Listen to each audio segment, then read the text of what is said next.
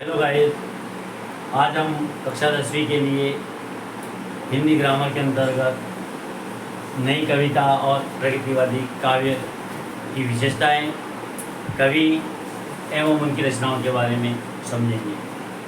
इससे पहले यदि आपने मेरे चैनल को सब्सक्राइब नहीं किया तो चैनल को सब्सक्राइब करें, बेल आइकन प्रेस करें तथा वीडियो अच्छी लगे तो लाइक करें।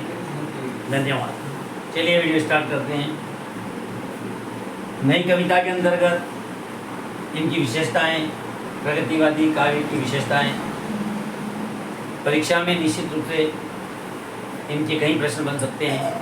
खाली स्थान में प्रश्न आ सकता है, सही विकल्प के रूप में प्रश्न पूछा जा सकता है, सही जोड़ी के रूप में प्रश्न पूछा जा सकता है। अतः आपको ट्रिक के माध्यम से नई कविता और प्रगतिवादी काव्य की विशेषताएं, उनके कवि और रचनाओं को समझना है।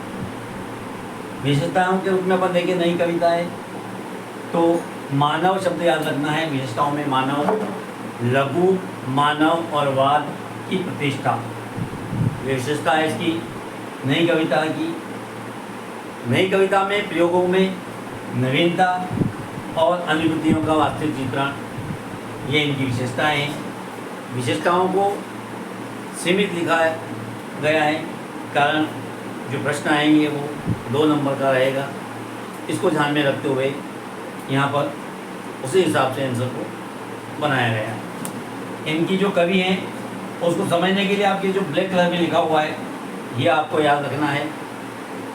भवानी कू न दूँ, यहाँ को एक मालवी शब्द है। भवानी कोई व्यक्ति है, वो बोल रहा है कि भवानी कू मतलब कहूँ, न दूँ मतलब नहीं दूँ।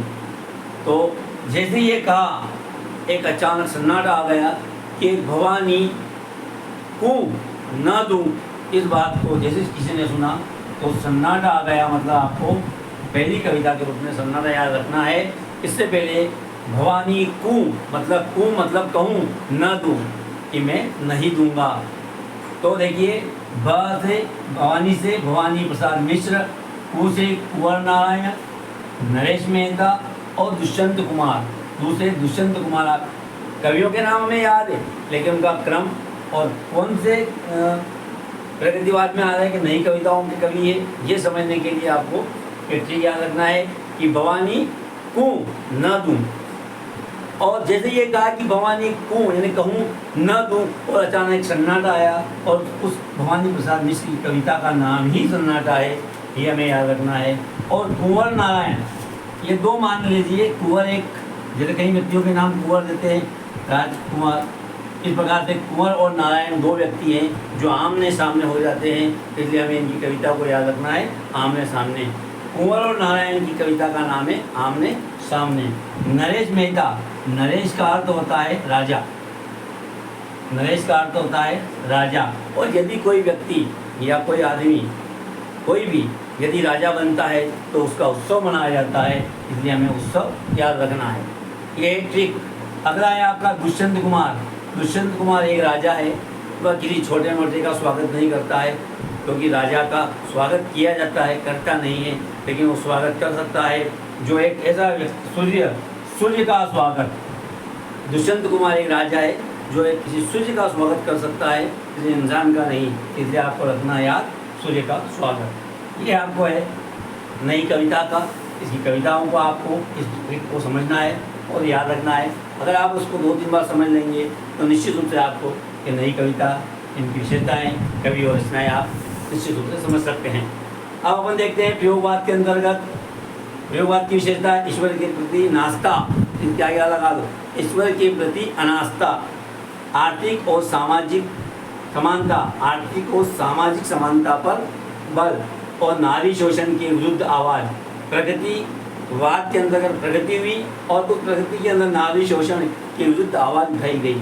आर्थिक और सामाजिक समानता पर बल दिया गया और ईश्वर के प्रति अनास्था, इन ईश्वर के प्रति इस प्रगतिवादी युग में आस्था नहीं थी।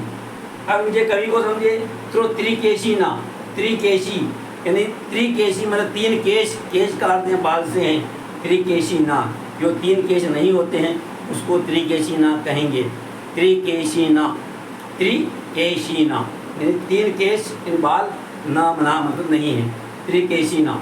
अब त्रिकेशिना कवि हैं, त्रि से त्रिलोचन, के से केदारनाथ अग्रवाल और सी से शिवमंगल शिव सुमन और ना से नागार्जुन।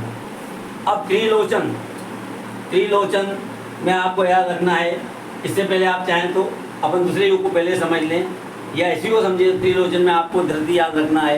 त्रिलोचन यानी तीनों, त्रि मतलब 3, तो धरती आपको याद रखना है। और केदारनाथ अग्रवाल, केदारनाथ वहाँ पे जाते अपन यात्रा, तो वहाँ गंगा वगैरह सबके दर्शन होते हैं, तो युग की गंगा आपको याद रखना है। केदारनाथ अग्रवाल ये है युग की गंगा। अब युग की गंगा के बाद अपन लास्ट में देखेंगे तो नागार्जुन युग धारा। युग की गंगा और युग धारा इन दोनों के आपस में मिलने से हिल्लोल आते हैं, तो आपको हिल्लोल याद रखना है। युग की धारा और युग धारा इन दोनों के बीच में आपस में टकराने से हिल्लोल आते हैं, अर्थात हिल्लोल याद रखना है। और शिव मंगल शिव सुमन का आपको हिल्लोल हो जाएगा। इस प्रकार से त्रिलोचन में धरती, केदारनाथ अग्रवाल, जो केदारनाथ मतलब आप जाते हैं तो वहाँ भी गंगा भी अपने को मिलती है, तो अपने को युग की गंगा हो जाएगा और शिव मंगल जी हिल्लोल हो जाएगा और नागार्जुन युग की धारा हो जाएगा। इस प्रकार से ये आराम से इस ट्रिक के माध्यम से आप समझ सकते हैं। धन्यवाद। ये वीडियो कैसा लगा लाइक और कमेंट करें।